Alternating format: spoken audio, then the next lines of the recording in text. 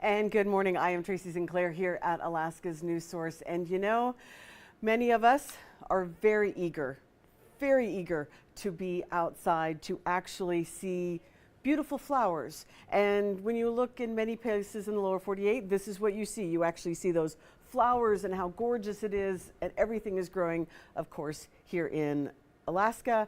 We're not quite there yet. We're getting closer, but we are not quite there yet. In fact, many places have, here in Anchorage, we've got about 20 inches of snow on the ground still. So we're not quite prepared to get out and plant, but there are still some things that we can be doing right now. And because I am one of those eager gardeners, really hoping to get out and explore the world very soon, I brought in an expert, Will Kreiner, with the Alaska Botanical Garden. And Will, kind of tell us what you do there at the gardens and give us an idea of your background. Yeah, so I've been working in horticulture for over 20 years. I've been at the Alaska Botanical Garden for 11 seasons now. I'm the garden and facilities manager. And right now we are in the midst of growing our starts. So next week will be a large seeding week for brassicas, cauliflower, broccoli, cabbage. We'll start sunflowers, nasturtiums. Fennel, bulb fennel, is a favorite vegetable of mine that will start next week.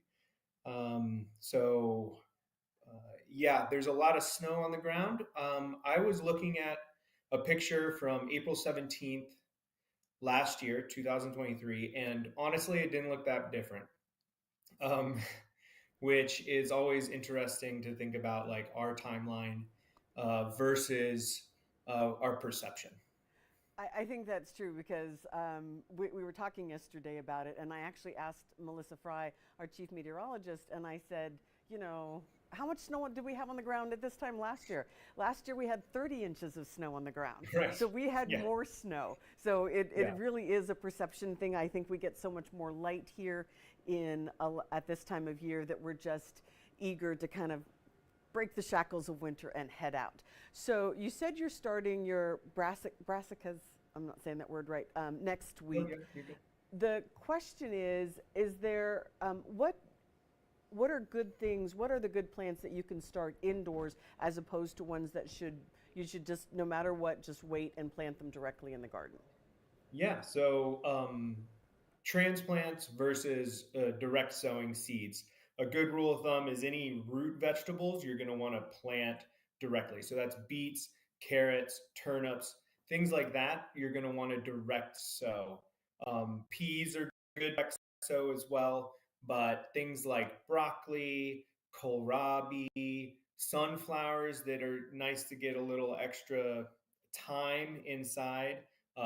Cucumbers, squash, those kinds of things are nice to start inside, to be transplanted out. The tricky part is making sure that you are planting in your transplants at the appropriate time so that they're not becoming root bound, getting too big, um, and can sometimes stunt their growth. So you're trying to find that perfect timeline from sowing inside to transplant. So there's a number of like calculators. Johnny Seed has a calculator that you can enter your zip code and it'll kind of give you a guideline.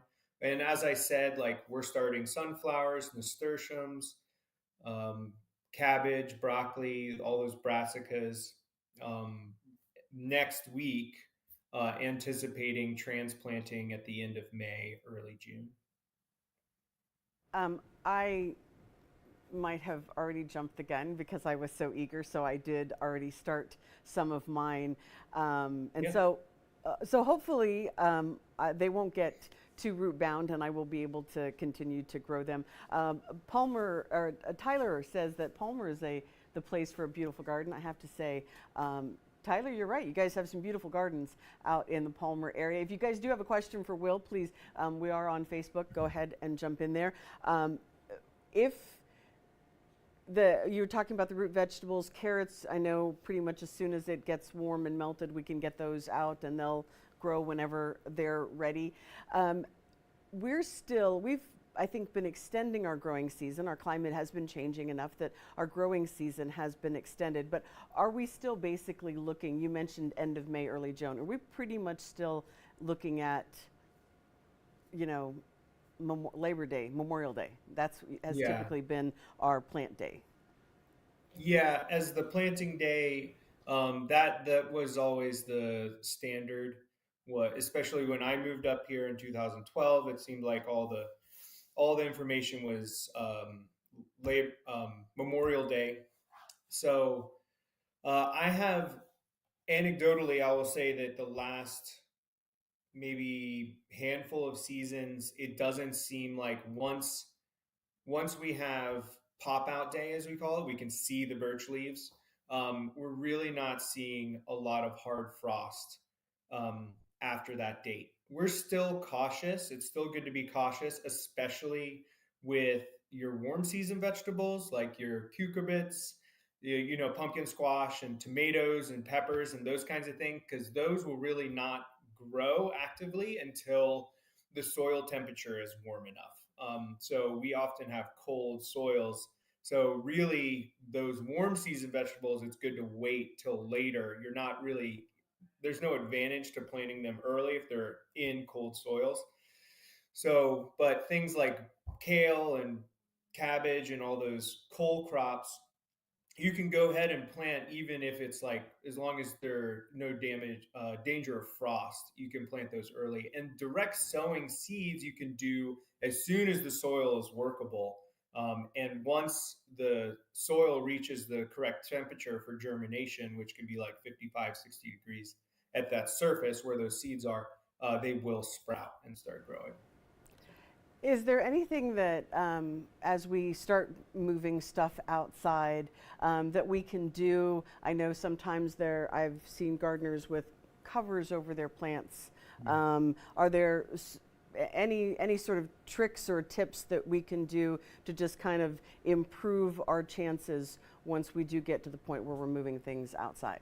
Yeah, and that's a great question. I see this a lot where what I like to say is if we're measuring light in foot candles, let's just say, like your windowsill is going to be at even a south facing windowsill. Um, you're looking at 1,000. You'd be lucky to get like 1,000 to 1,500 foot candles in a bright sunny day in direct sunlight. You're going to be looking at 10,000 foot candles. So if you take those transplants from a low light situation and move them directly into full sun without giving them some time to acclimate. And that's what we're talking about when we talk about hardening off schedules. So if you don't give that plant time to harden off, it'll burn. And some plants are more sensitive than others. Like marigolds are quite sensitive to that, to burning from light, and some other things. So what is the standard practice is like you can move it out an hour one first day, next day 2 hours, next day 3 hours, next day 4 hours. So you gradually expose them to more light and harden them off. Another way to do it is use some shade cloth or some covering, or sometimes people just put their plants out in the dappled light, in dappled shade of the birch tree early May to start hardening them off if they're not wanting to shuffle back and forth. But there can be, if you're wanting to push a little bit, on a nice sunny day, especially if you have like an unheated greenhouse, high tunnel kind of situation, shuffling those plants out, giving them some of that light, helping them become more robust, giving them more of that UV. They'll get stockier, they'll get bigger, faster with more light, but you just want to be cautious not to give them too much light too early. And they'll start to firm up.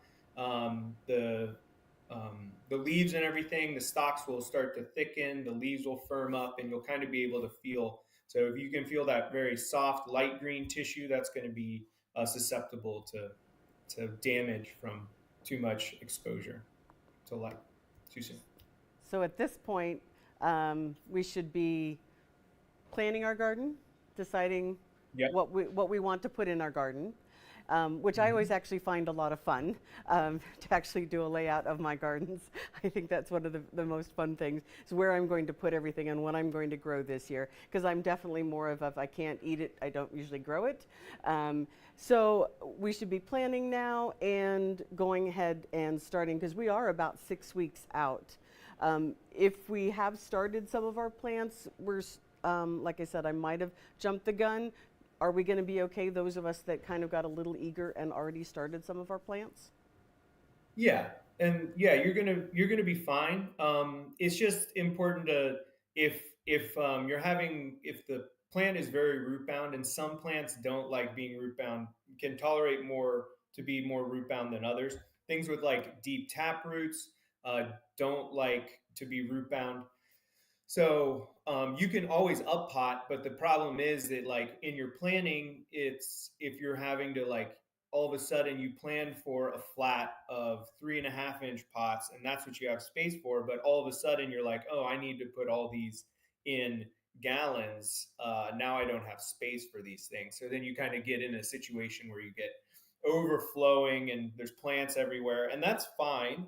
And the reason you would try to not let plants get root bound is and stunted is that'll help with transplant. There's going to be some shock from transplanting, so it's nice to try to like reduce that stress from transplanting. So if you have like a really heavy root mass that you're having to like break up the roots, that's going to create transplant shock, and it's going to take longer before that plant establishes itself in the ground and takes off. So you're just trying to get that correct timing. But you could also direct sow as well as you want to. It's nice not to have all your eggs in one basket, so you can do succession planting. So you could start, seeds are pretty cheap, and you could start some more in case that crop didn't work out. So that's always a good plan. Well, very good. This gives me hope, and as you said, it is all perception. We are actually Yeah. have less snow now than we did at this time last year, and we're seeing more and more spots of grass, and I can start to see my gardens appearing in the backyard. So we are hopeful Yeah. that Just it will praying melt. for some sun. Yeah, we need a little bit of sun and keep these warmer temperatures going. I'm done with Yeah. breaking the snow record. Let's just go ahead and Yeah. move on to gardening season. Thank you, Will Kreiner with the Alaska Botanical Garden. We appreciate you so much for coming in and just giving us a few tips on what we can be doing right now for our gardens, which is basically getting some seedlings started and doing some planting. Maybe do a little bit of cleanup once you get into your backyard. Yeah, definitely. There's a lot of twigs out there. Okay, thanks so much, Will. And again, thank you Thank to you, Will Tracy. Kreiner from the Alaska Botanical Garden for joining us here on In Depth Alaska. Hope everybody has a great day. It is a little bit gray out there, but those warm temperatures are sticking around.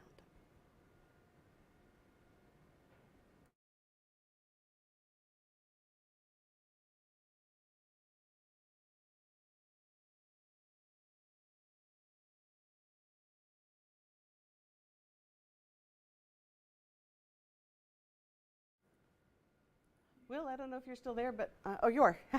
We're done. Yeah. Thank you very much. Sure. How did that go with what could you see on this is a new system, so I don't know what you Oh, see. yeah. So I think so. I just see my